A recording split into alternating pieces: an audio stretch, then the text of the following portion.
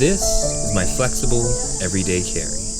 I like to call this my flexible setup because it's not quite as maximalist as my what's in my camera bag video, where I bring basically every piece of equipment I could ever possibly need on a professional shoot, but it's not quite as minimalist as my minimal everyday carry, which will be a video coming in the not so distant future. But this sits somewhere in between those two different setups because it allows me the most flexibility of everything. So it's not crazy on either end, but it's a good middle ground that allows me to create while also not killing my back. So let's begin with the most integral part of this setup, the reason why this setup is even able to exist in the first place, the backpack. This is the Brevity Jumper, the larger 22-liter version. I've been using this bag for a couple of months now, and I think it is the perfect everyday camera bag for the photographer, videographer, creative who has a full-frame camera, but a more minimalist gear setup. This bag sits in between my two other camera backpacks in terms of carrying capacity, with my Peak design being 30 liters, and my Moment backpack being 17 liters. So 22 liters is that perfect middle ground. This backpack is extremely functional without being overly technical. This bag features a laptop compartment which can fit up to a 16-inch laptop, a ton of other pockets, and it's somewhat weather resistant, so it can handle like a very light rain. I would not be taking this backpack out in the elements because it's not built for that, but for everyday use, I think it's more than acceptable. The big selling point about this backpack is the fact that it has a customizable camera compartment with its camera dividers. There are tons of different configurations you can do to fit your needs, and I switch it up regularly depending on what gear I'm bringing with me. Because this bag has a quick access compartment on the side, I always have a divider set up that keeps my camera at the ready, so I can just zip it open, get my camera out, and be ready to shoot. Or you could simply choose to not use any of the dividers and have this as a dedicated regular backpack. This bag is a great size, it's really comfortable on the shoulders, and it fits a surprising amount of equipment if you need it to.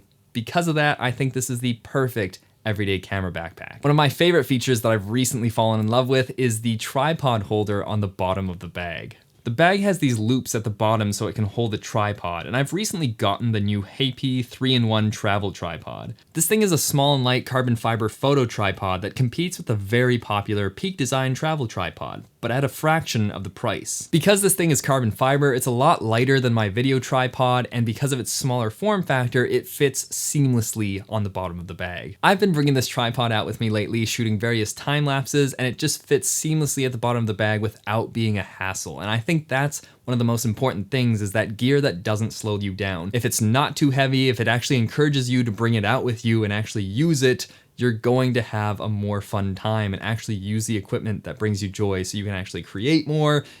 It's just nice. This tripod is surprisingly feature-rich with a lot of surprises hidden inside it. It features a built-in phone mount, so you'll never lose that pesky attachment so you can actually attach your phone. It's just built right into the tripod, which I love. And it also features a detachable column, so you can use that as a smaller tripod if you so wish. If I'm bringing this bag with me, it means that I'm bringing at least one full-frame Sony body, usually rocking the 24-70 GM Mark II. I usually only bring one body with me, either my A7S III or my A7 IV, depending if I'm shooting more photo or video, but it really just depends on the day, and that's what I love about this flexible setup. Sometimes I'm bringing both bodies and 2 lenses, sometimes I'm bringing both bodies and 4 lenses, sometimes I'm bringing one body and 2 lenses. It just really depends on what I'm shooting that day. If I'm shooting mostly video, I'm bringing the A7S III. This thing still has one of the best sensors on the market. It's one of the best video cameras out there. Great stabilization, amazing low light performance, amazing autofocus. This thing is a workhorse and I can rely on it. If I'm shooting photos or time lapses, I'm bringing the A7 IV with me with that 33 megapixel sensor. It's just better at photography. It has those newer features and I absolutely love this camera for that kind of work. Because I'm shooting videos or time lapses, I also have to bring a variable ND filter with me. And because I'm usually bringing my 24-70 with me, that means that I have to bring along my 2 to 5 stop variable ND from Freewell, because that is specifically sized for the large filter diameter of the 24-70 GM Mark II. Now this ND filter is perfectly fine for video, but I have found it to not be strong enough for certain time lapses. Sometimes I'll pack an additional lens depending on what I'm shooting. The 20mm 1.8 if I'm vlogging, the 35mm 1.4 if I want a reliable and sharp lens with a nice depth of field and low light performance, or the 85 1.8 if I'm doing portraits and want that shallow depth of field. But usually I'm just bringing the 24-70 with me, and paired with the A7S III for video, the low light performance of that camera is so good. It can handle any situation. When I'm out and about shooting, I don't always want to wait till I get home to offload my footage or my photos, so I'll bring along this CF Express Type A card reader in order to get that footage off to a different device. And the thing I love about this is not only does it do CF Express Type A, which is what the newer Sony cameras use, but it also does SD cards. So it works for both of the main card types I use. Now you might be asking, if I'm not offloading to a laptop, what am I offloading my photos and videos to? And to answer that question, I am offloading to the M2 iPad Pro. I absolutely love this thing. It's such a versatile device, and when I'm not doing hardcore photo and video editing, this thing basically replaces a laptop for everything else. I can do emails, I can do notes, I can do video scripting. With the keyboard case, it really does feel like that laptop experience, and I absolutely love it.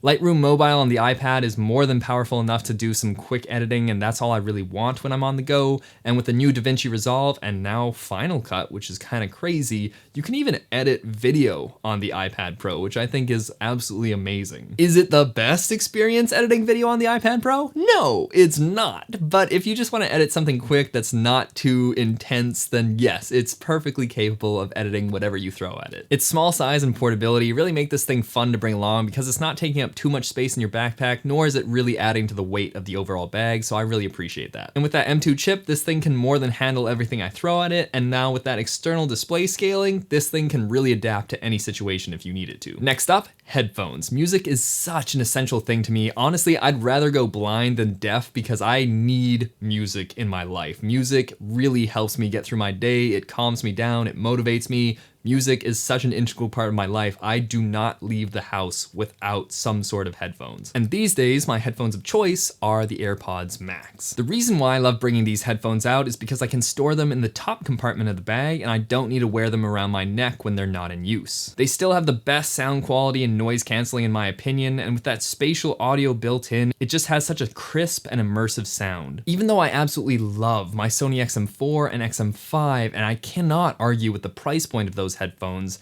the AirPods Max just kind of edge those out, even if they have worse battery life and a stupid case. They're just more convenient in the Apple ecosystem, with Siri integration, the ability to read you your notifications, and most important to me, the ability to switch between all your different devices. Next is what I carry in my pockets. As much as I'd like to ditch my wallet, and as much as the world is moving towards a more digital economy, I still do need to carry some things in a wallet with me, especially where I live in the world. So I carry this Victorinox wallet with me. This thing has truly held up to the test of time. This thing has patinaed beautifully over the past 12 years, and it still functions, and it works, and it hasn't been falling apart. It shows no signs of wear and tear, and I absolutely love that. It holds all the cards it needs to, it holds my cash, and it's a bifold wallet, which I absolutely love. Next up is the thing that I'm wearing on my wrist, the Apple Watch Ultra with the Nomad Sport Slim Band in white. When I did my video for the best watch bands for the Watch Ultra, this did not get the top space, but since making that video, it has been the only band I wear, and it is absolutely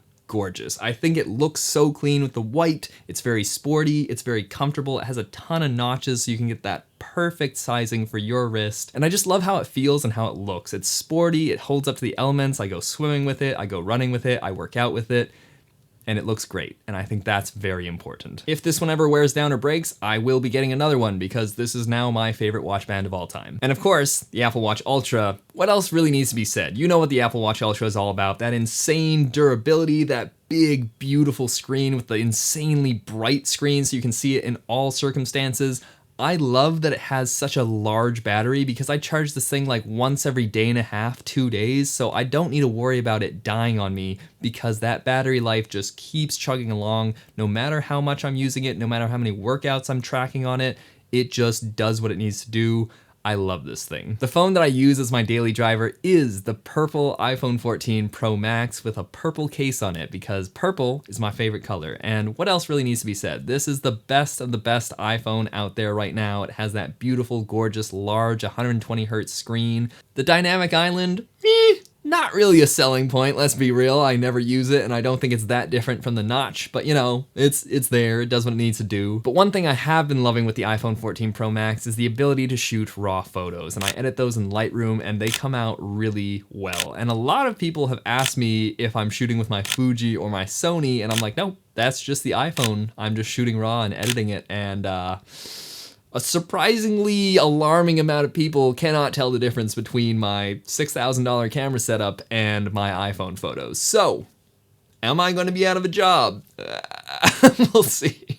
And that's everything I have in my flexible everyday carry setup. Let me know in the comment section down below if there's something you think I'm sorely missing or something that's in your everyday carry that you absolutely love. My name is Marc Steiner, and I'll see you next time.